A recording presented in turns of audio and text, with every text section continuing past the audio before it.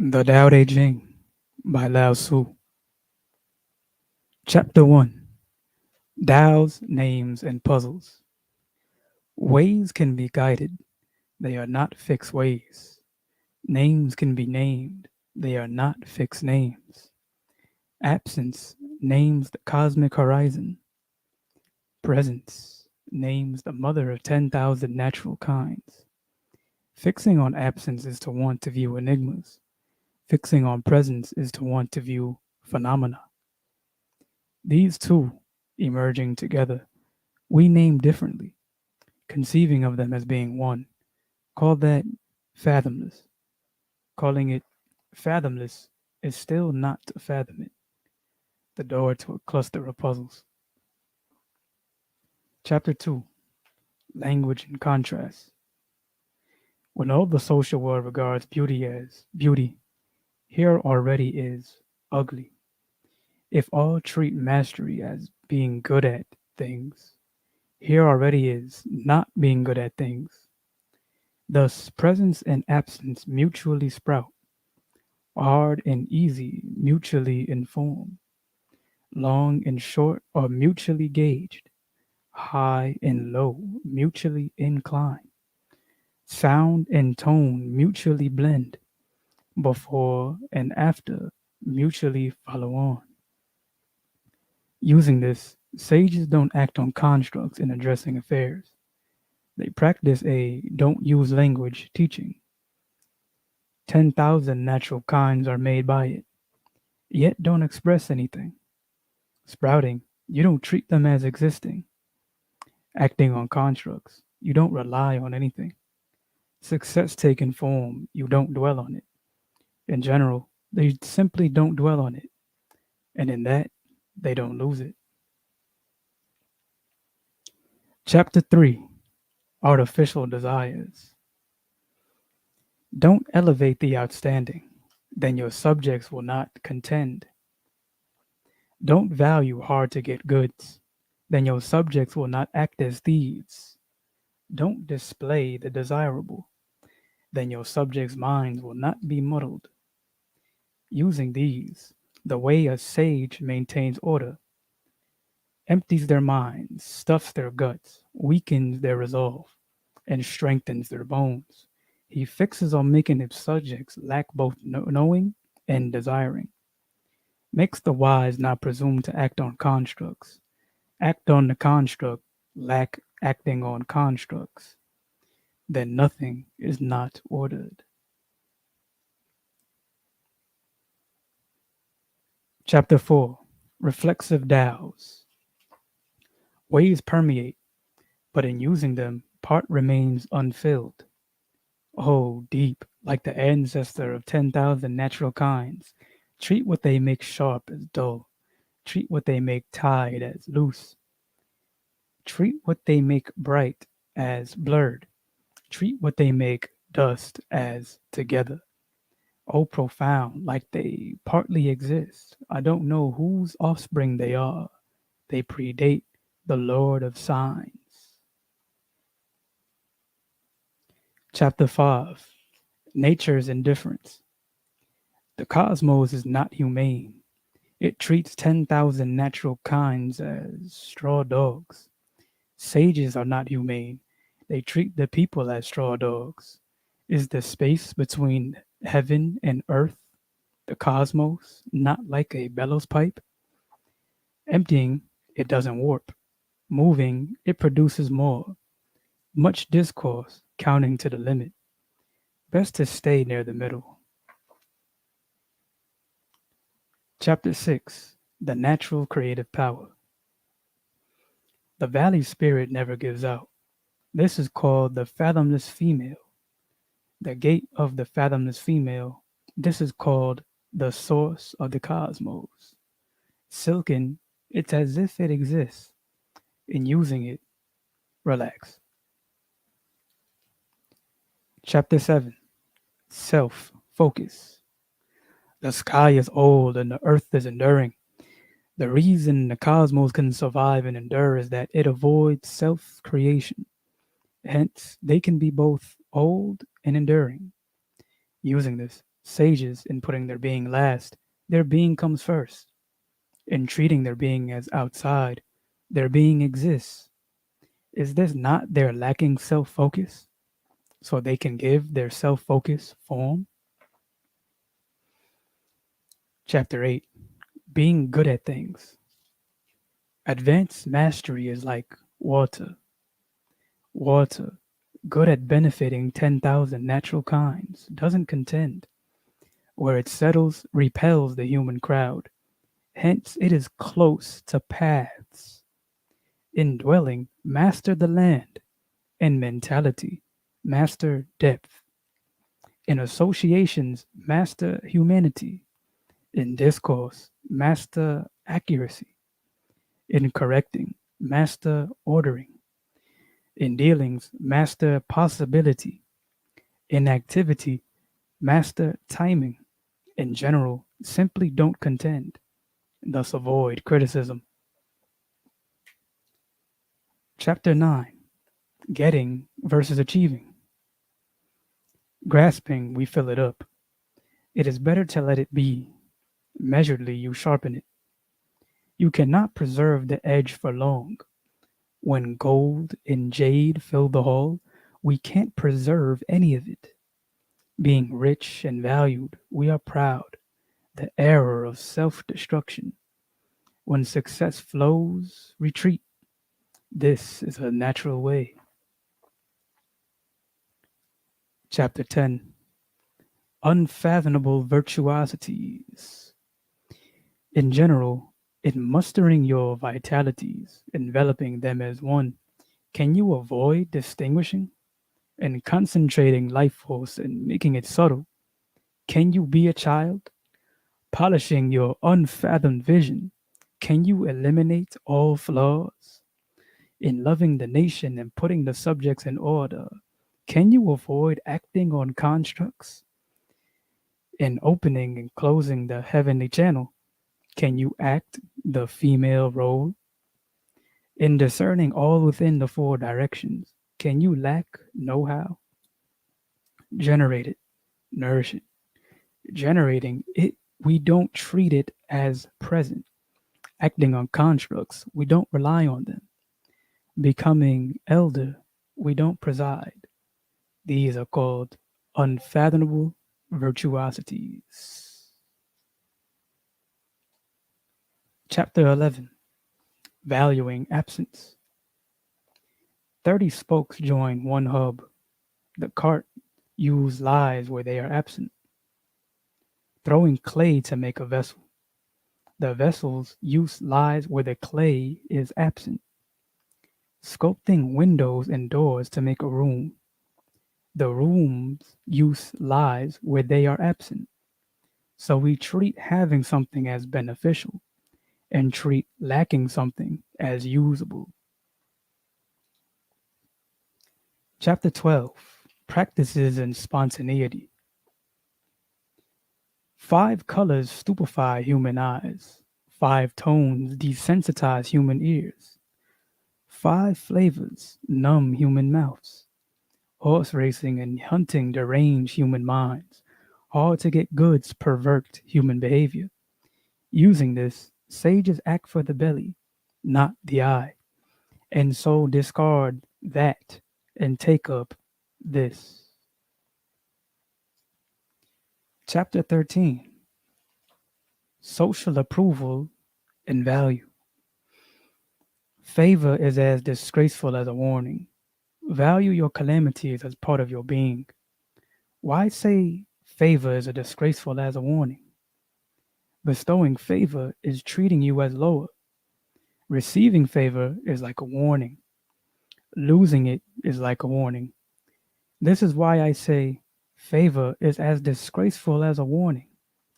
Why say value your calamities as part of your being? What makes it possible for me to have calamities?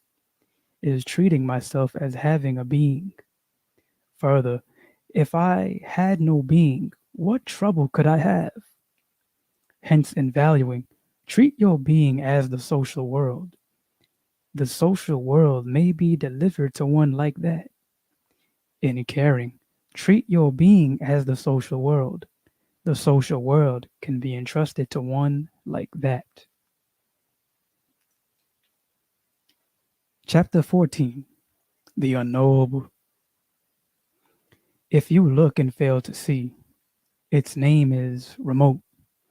If you listen and fail to hear, its name is rarefied. If you touch and fail to feel anything, its name is subtle. These three cannot give us warning signs. Hence, blending, we treat them as one. Its elevation does not sparkle. Its depth is not murky. String like, it cannot be named. It belongs to no natural kind. This we call the condition of being in no condition, a sign of no natural kind. This we call confused and indistinct. Facing it, you don't see its head. Following it, you don't see its rear. If you grasp ancient ways to deal with what's here today, you can know their ancient origins. This is called a ways record. Chapter 15. Original intent. Those in ancient times who mastered being scholars were mystifyingly subtle and inscrutably penetrating, so deep they cannot be comprehended. Generally, precisely because they cannot be comprehended, we are forced to use constructs to imagine them. Cautious, like crossing a stream in winter. Ambivalent, as if fearing those on all sides. Exacting, as if a guest. Mutable, as ice on a point of melting. Unaffected, as uncarved wood. Munificent, as a valley. Obscure, as muddied water. While muddy, who can gradually become clean with calmness? While tranquil, who can gradually come to life with relentless activity? Whoever secures this way doesn't desire filling, generally, precisely because unfilled. Hence, they can shroud established forms. Chapter 16. Grounding and Spontaneity. Go to the limits of emptiness. Maintain a quiet steadiness, and the 10,000 natural kinds will rise together. I use this to view these reactions. Generally, natural kinds flourish and each returns to its root. Returning to the root, call it quietude. This I call responding to fate. Responding to fate, call it fixed. Knowing what is fixed, call it discerning. Not to know what is fixed is wantonly taking risks. Know to fix on encompassing. Encompassing leads to fear. Fair leads to kingly. Kingly leads to natural. Natural leads to ways. Ways leads to enduring. They don't end with burial. Chapter 17. Ideal Leadership. The best leadership is when those below know it is present. After that is one that, feeling kin to, you extol. After that is one you dread. After that is one you despise. When accuracy is inadequate in it, there will be inaccuracy in it. Reflectively, his valuing of discourse. Success takes form. Dealings follow on one another. And the people all say, we did this ourselves.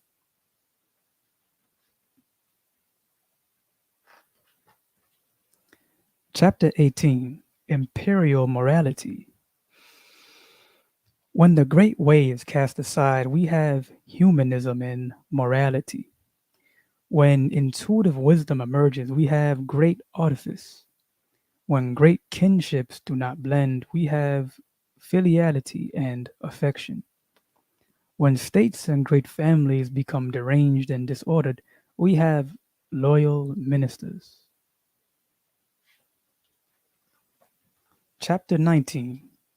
Social Values. Terminate sagelessness. junk wisdom. Your subjects will benefit a hundredfold. Terminate humanity, junk morality. Your subjects will respond with filiality and affection. Terminate artistry, junk benefit. There will be no thieves and robbers. These three, treated as slogans, are not enough. So now consider to what they belong. Express simplicity and embrace uncarved wood. Lessen self focus and diminish desire. Chapter 20. Unlearning Learning. Terminate learning and have no worries. And huh? How much mutually separates them? Masterly and clumsy. What's the mutual separation between them like? What humans fear cannot be feared. Futile, not focused yet. The human crowd is radiant, like joining in a celebration or a spring procession up on a terrace. I alone am placid. It indicates nothing to me yet, like an infant not yet a baby, languorous, like having no base. The human crowd all have a surplus, yet I alone seem at a loss. Mine is indeed the mind of a stupid human, indiscriminate. Ordinary humans are lustrous. I alone am dull. Ordinary humans are critically discerning. I alone obfuscate. Bland. It's like the ocean, drifting. Like I have no place to stop. The human crowd all have means, ends, and I alone am dallying and wanton. I alone am different from other humans and value nursing at mother's breasts. Chapter 21. The Nature of Dao. To encompass a permeating virtuosity is simply following ways. Treating ways as a natural kind is simply confused, simply superficial. Superficial, confused, Within them, signs are present. Confused, superficial, mm.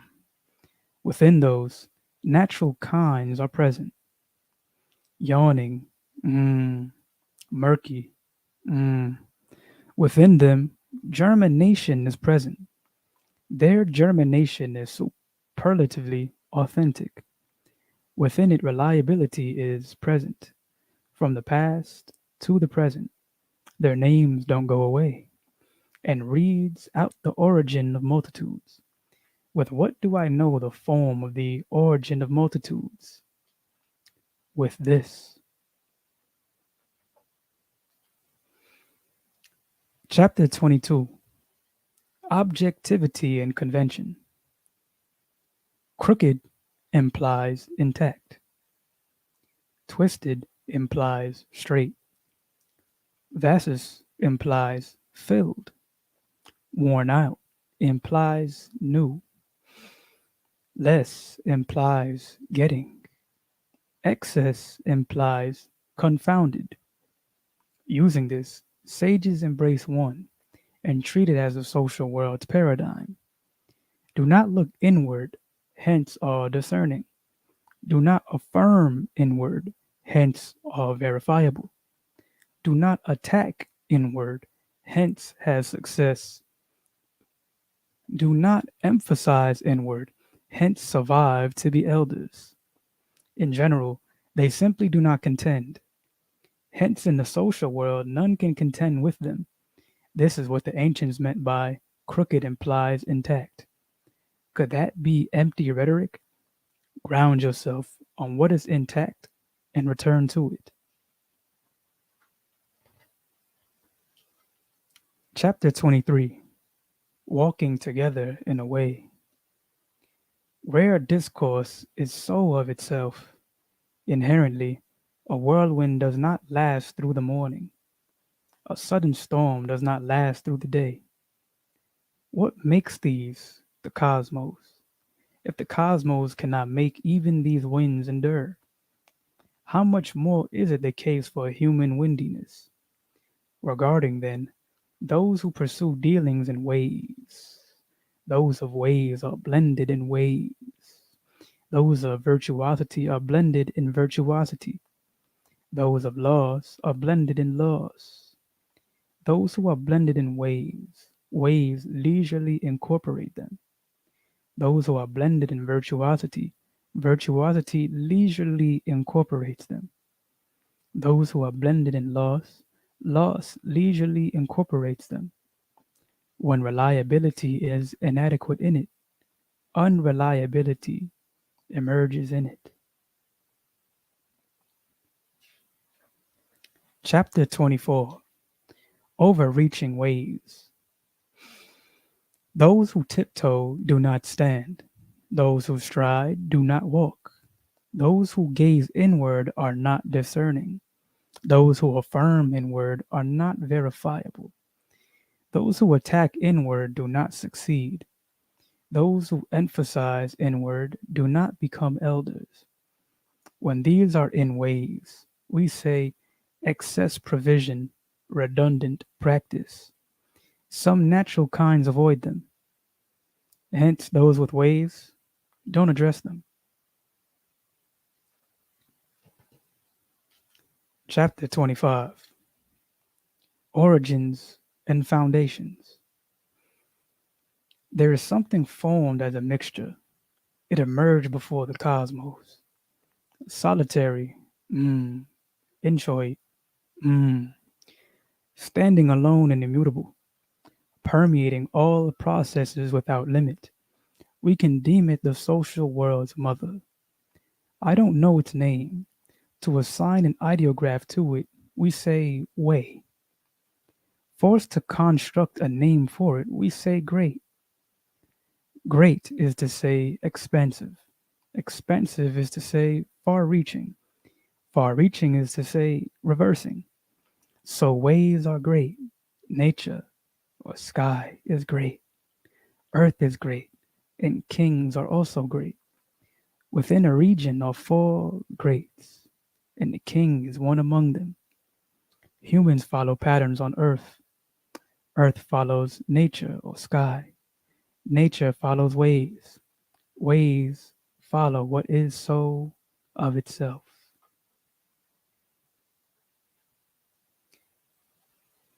This is the Tao Te Ching, chapter 1 through 25, read by JBenzDaLight.